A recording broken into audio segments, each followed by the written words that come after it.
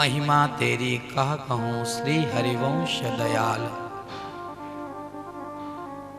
तेरे द्वारे बटत हैं सहज लाडली लाल। परम मंगलमय परात्पर अखिलेश्वर कारण करुणा वरुणालय भक्त वांछा कल्पतरु तड़िद्युत विनिंदित पीतांबरधारी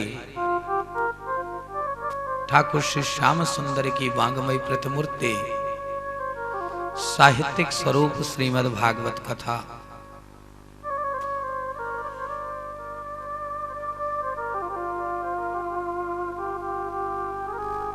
जिसके आज के चतुर्थ दिवस के मंगलमय सत्र में हम पुराण पुरुषोत्तम श्री गोविंद के नाम का स्मरण करते हैं।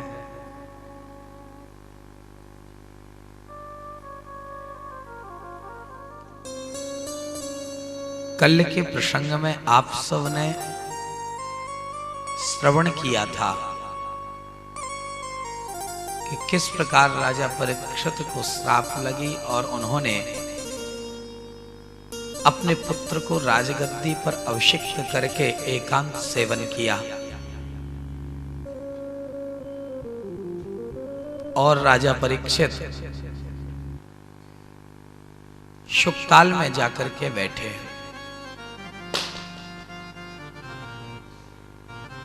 जब राजा परीक्षित शुकताल में जाकर के बैठे तो श्री सुखदेव जी महाराज उन्हें कथा श्रवण कराने हेतु वहां पधारे। सुखदेव जी के आते ही आज सबको ऐसा लगने लगा कि मानो राजा परीक्षित को मुक्ति मिल गई, मोक्ष मिल गया। सुखदेव जैसा वक्ता आ जावे तो फिर जिस सभा में सुखदेव जैसा वक्ता जो कथा के माध्यम से ठाकुर जी की अनुपम छवि का दर्शन करवाते हो, ये साधारण बात नहीं।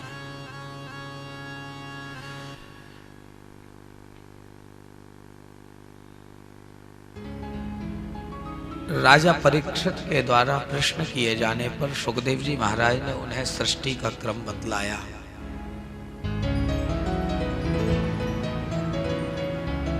और सृष्टि का क्रम बड़े विस्तार से कहा।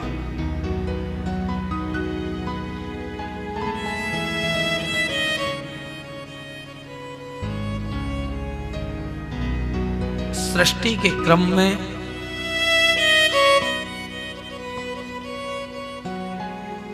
नारायण की उत्पत्ति के विषय में बताया। सारी सृष्टि में स्थावर, जंगम, अंडज, उद्भिज कुछ भी नहीं था।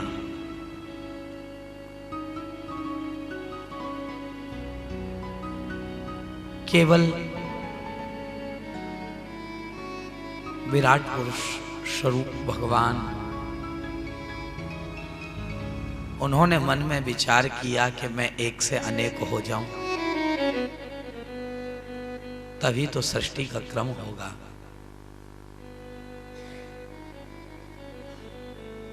तो श्री ठाकुर जी ने सबसे पहले जल का निर्माण किया। जल बोले तो नार, जल का ही पर्यायवाची शब्द है नार। तो सबसे पहले नार बनाया, यानी जल बनाया। और जब जल बनाया, उसी जल में उन प्रभु ने अपने लिए रहने का स्थान बनाया। रहने का स्थान संस्कृत में कहते हैं, रहने के स्थान को अयन। पहले जल बनाया, जल में रहने के लिए स्थान बनाया, यानी नार में अयन बनाया। नार धन अयन बराबर नारायण, भगवान का नाम श्री नारायण पड़ा। ऐसे श्री नारायण प्रभु को हम सब वंदन करते हैं।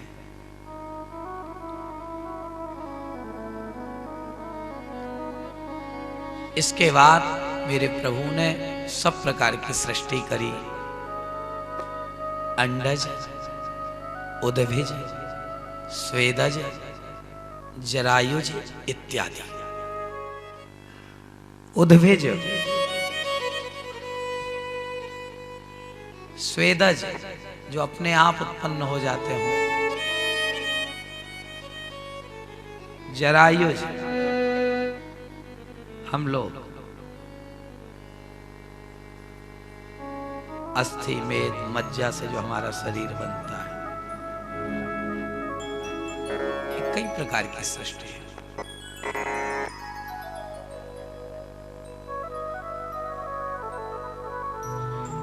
महाराज वर्णन आता है, श्री ठाकुर जी ने कई प्रकार की सृष्टि करी।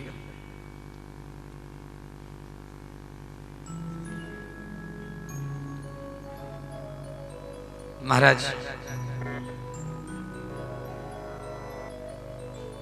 सारी सृष्टि को बनाने वाले श्री ठाकुर जी हैं।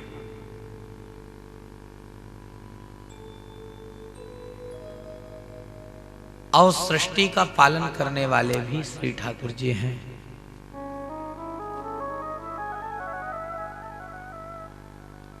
और सृष्टि का संहार करने वाले भी श्री ठाकुर जी हैं।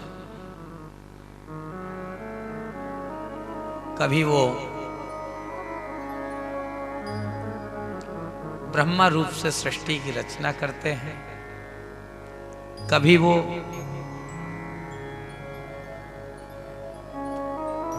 विष्णु रूप से देवी लक्ष्मी को संग लेकर के सृष्टि का पालन करवाते हैं, कभी वो शिव के रूप में आकर के सृष्टि का संहार कर देते हैं।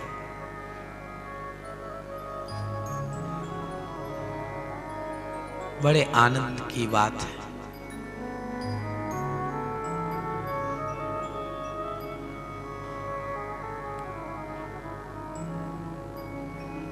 परीक्षित से श्री सुखदेव जी ने प्रश्न किया, भगवान जल्दी किसको मिलते हैं राजन?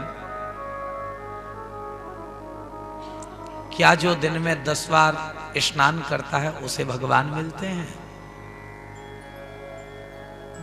जो ज्यादा अपरस अपरस करता है उसे भगवान मिलते हैं?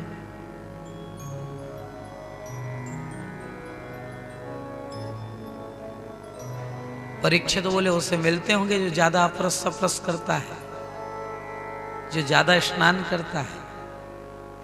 सुखदेव जी बोले यदि ज्यादा स्नान करने वाले को भगवान मिलते होते तो 14 वर्ष के वनवास के बाद लौटते समय मेरे प्रभु श्री राघवेंद्र ने अयोध्या के बाहर रह रहे कोल भीलों को अपने गले से क्यों लगाया, जो जाड़े के महीनों में स्नान ही नहीं करते हैं। अस हमार प्रभु बड़ सेवकाई, ले ही न बासन बसन चुराई। भगवान आकर के पूछते हैं, भाइयों मैं 14 वर्ष से बाहर था, वनवास में था, तुम्हें किसी बात का दुख तो नहीं, तुम्हें किसी बात की तकलीफ तो नहीं? तो वो कहते हैं कि प्रभु आपकी सेवा हमें मिली हुई है, इससे बड़ी बात हमारे लिए कोई दूसरी नहीं हो सकती।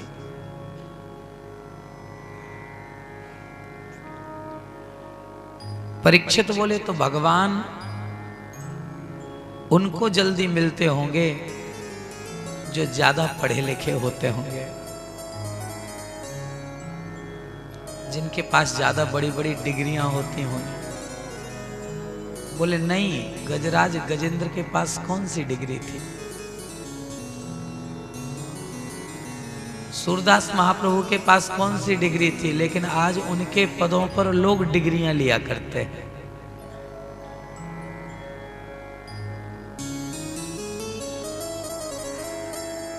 बड़े बड़े प्रोफेसर भी चक्कर खा जाते हैं उनके एक पद की एक पंक्ति का अर्थ करने में।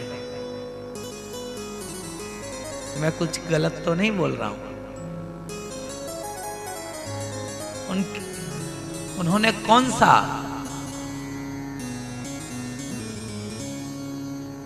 ये संत जितने हुए हैं, कवि जितने भी हुए हैं, कबीरदास जी,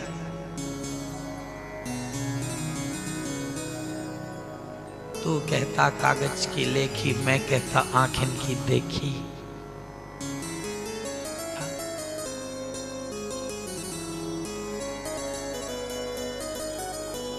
इन्होंने कौन सी डिग्रियां ली थी जो भगवान इन सब को भी मिले? ऐसा नहीं है कि ऊंची डिग्री वाले को भगवान मिलते हैं, हाँ ऐसा भी नहीं है।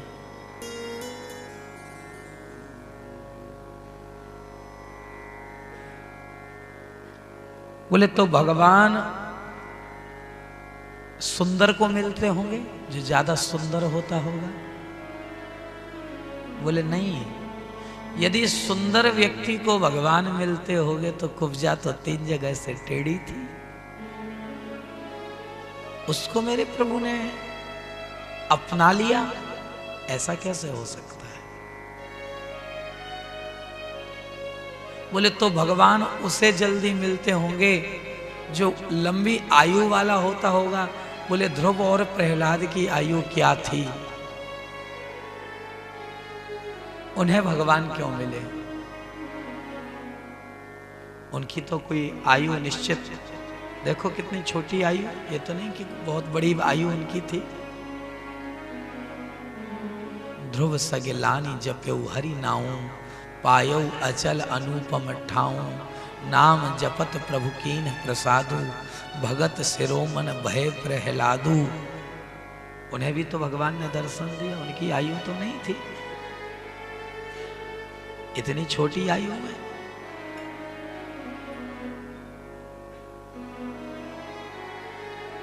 मार्कंडे जी को कितनी आयु प्राप्त थी, लेकिन भगवान ने उन्हें भी जो है दर्शन दिया। शिव जी ने उनकी आयु को बढ़ा दिया है? उन्होंने अपने जीवन के जो समय है वो दिया है, ऐसा मैंने सुना है। राधे राधे। तो भगवान आयु भी नहीं देखते, तो बोले भगवान जाति देखते होंगे, ऊंची जाति वाले को मिलते होंगे, नीची जाति वाले को नहीं मिलते होंगे। बोले नहीं, ऐसा भी नहीं है। सदना कसाई के ऊपर मेरे प्रभु ने कृपा करी। कर्माबाई वो तो जाट की पुत्री थी, उनके ऊपर मेरे ठाकुर ने कृपा करी।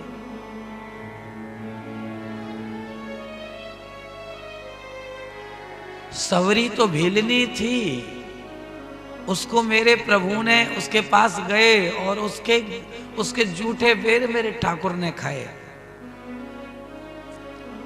और यही नहीं, उसको नवदा भक्ति का उपदेश भी किया। रामचरितमानस वर्णन करता है। हमारे पास में दर्पण है एक,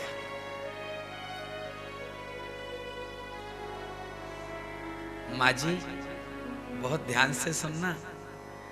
एक दर्पण है, दर्पण, और उस दर्पण में हमने गैया का गोबर लगा दिया या कीचड़ लगा दिया, और हमने कहा जरा इसमें अपना चेहरा देखो। आपने कहा अरे महाराज जी इसमें चेहरा कैसे देखें, इसमें तो कीचड़ लगा हुआ है, इसमें चेहरा कैसे दिखाई देगा, इसे साफ तो करो। मैंने उसे साफ भी कर दिया। फिर कहा अब जरा देखो।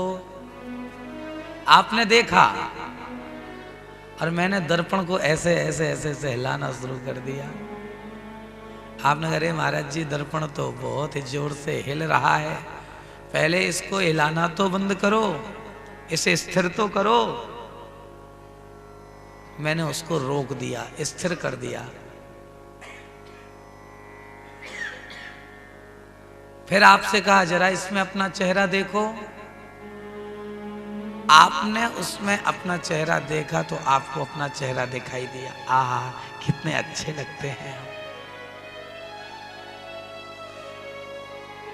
जब तक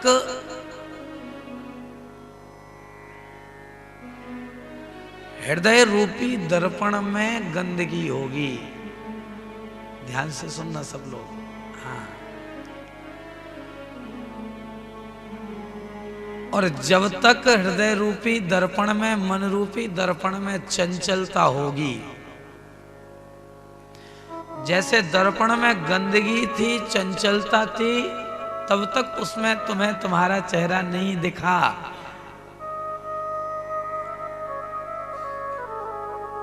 और जब उसे स्थिर कर दिया, साफ कर दिया, तो उसमें तुम्हें अपना चेहरा दिखा। ठीक उसी प्रकार से हृदय रूपी दर्पण में जब तक गंदगी होगी, मन में चंचलता होगी, तब तक ठाकुर जी की कथा समझ में नहीं आ सकती। और जिस दिन हृदय स्थित गंदगी निकल गई और मन की चंचलता मिट गई, उसी दिन कथा के माध्यम से गोविंद की झांकी का दर्शन तुम्हें हो जाएगा।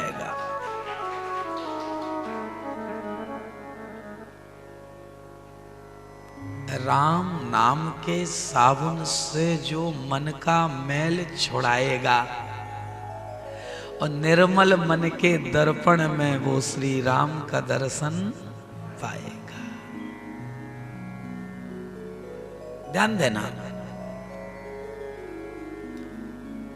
विदुर जी का मन निर्मल था, चित्त शुद्ध था, इसलिए विदुर जी के घर आकर मेरे ठाकुर ने केले के छिलके खाए।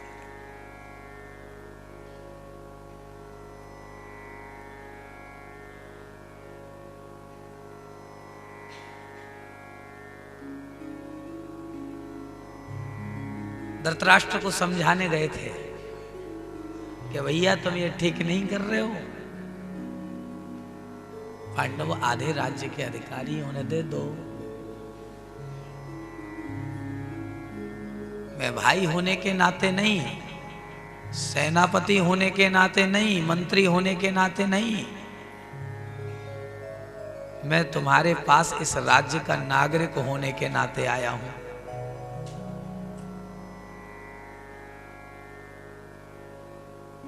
विष की बेल पर कभी अमृत का फल नहीं लगता है। घर के एक सदस्य का त्याग करने से यदि पूरा घर, पूरा परिवार बचता हो तो उसका त्याग कर देना चाहिए। ये दुर्योधन पूरे के पूरे परिवार को ले डूबेगा। बहुत समझाया। जब ये कहा कि दुर्योधन पूरे के पूरे परिवार को ले डूबेगा, ये चर्चा चली रही थी कि दुर्योधन पीछे से आ गया और वो श्री विदुर जी को ना जाने क्या क्या कहने लगा। कहने लगा जाओ यहां से निकल जाओ, मेरे पिता के खिलाफ, मेरे खिलाफ मेरे पिता को भड़काते हो।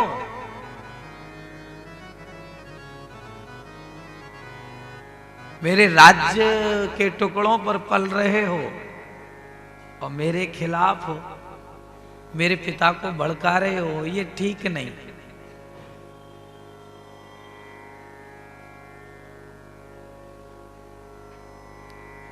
विदुर जी बोले अरे दुर्योधन, तुम्हें कष्ट देने का मेरा कोई मंतव्य नहीं था।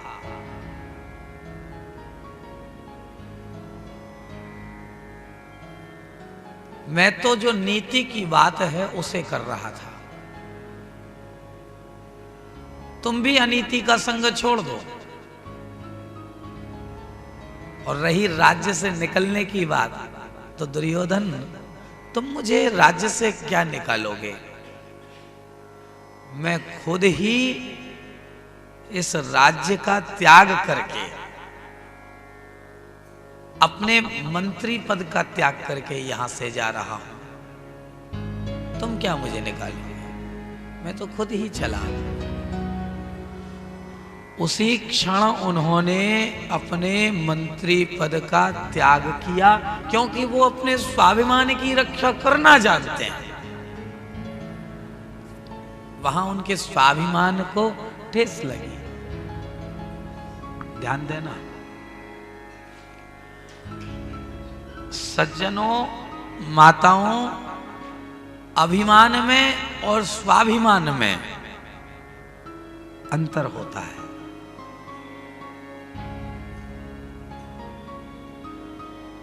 हम लोग अभिमान को ही स्वाभिमान समझ लेते हैं।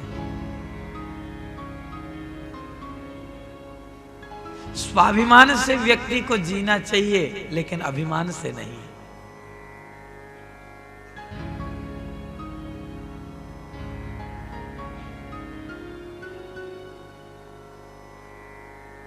दोनों में अंतर है। स्वाभिमान को ठेस नहीं लगनी चाहिए।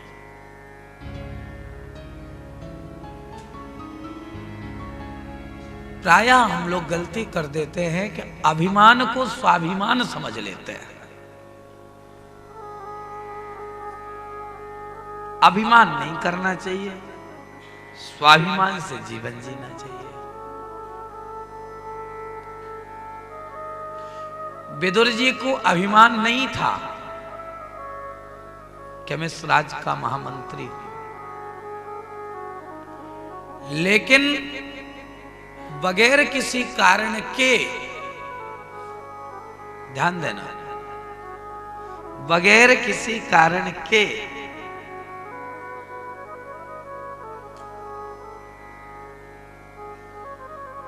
उन्हें गलत समझा और उनको भला बुरा कहा।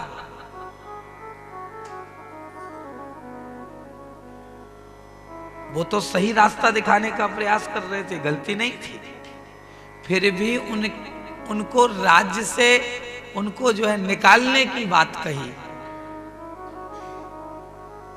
तो उनको स्वाभिमान को ठेस लगी। इसलिए उन्होंने कहा कि नहीं, मैं अपनी स्वाभिमान की रक्षा कर सकता हूं, तू मुझे क्या निकालेगा दुर्योधन, मैं खुद जा रहा हूं अपने मंत्री पद का त्याग करके। ऐसी जगह मुझे रहना नहीं जहां अनीति की बात होती हो।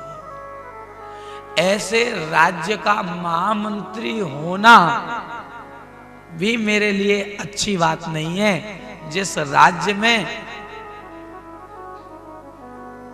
लोग अधर्म की बात करते हो, धर्म की बात ना करते हो, अनीति की बात करते हो, नीति की बात ना करते हो। ऐसे राज्य में मुझे महामंत्री पद क्या, मुझे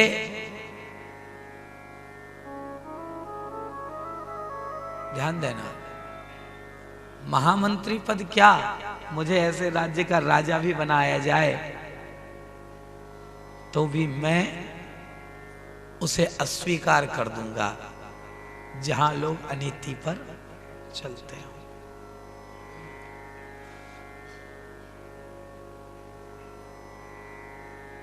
इन्होंने तो नीति की बात करी थी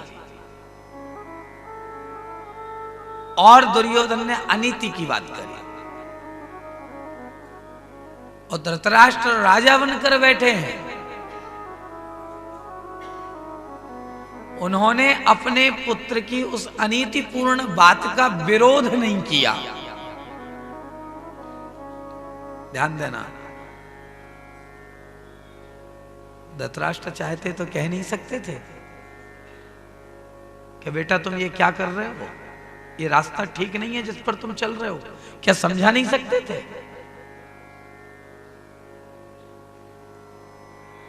समझा सकते थे, उसका मार्गदर्शन कर सकते थे। यदि धृतराष्ट्र उसका मार्गदर्शन करते और फिर भी वह अनीति के संग, अधर्म के संग रहता, तो धृतराष्ट्र इसमें दोषी कभी न बनते।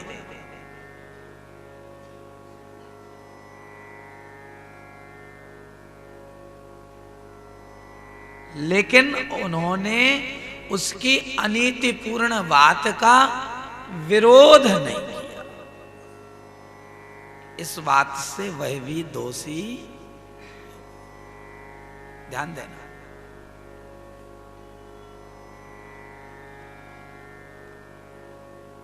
छोड़ दिया और छोड़ करके पर्णकुटी बनाकर कदली के वन में रहने लगे, बगीचे में रहने लगे, त्याग करके आ गए। एक दिन उनकी धर्मपत्नी विदुरानी उनसे पूछती हैं, हे प्राणनाथ, अब तक तो हम बहुत बड़े महल में रहते थे, हमारे पास बहुत बड़ा पद था, हम एक राज्य के महामंत्री पद पर बैठे थे, तब तक तो बात ठीक थी, लेकिन अब हमारे पास न राज्य है, न पद है, न पद का अधिकार है, और न हमारे पास धन है, न हमारे पास संपत्ति है। क्या क्या कभी कृष्ण हमारे द्वार पर आएंगे?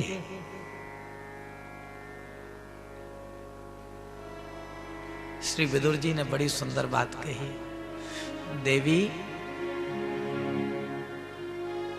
जब तक पद था, जब तक धन था, जब तक हम महामंत्री थे, जब तक महल था, जब तक हमारे पास सब कुछ था, तब तक हमें हमारे घर कृष्ण आते, इस बात में मुझे संदेह था। लेकिन आज हमारे पास कुछ भी नहीं है, अब हमारे घर कृष्ण नहीं आएंगे, इस बात पर मुझे संदेह है। कृष्ण हमारे घर अब जरूर आएंगे, अब मेरा विश्वास और ज्यादा पक्का हो गया।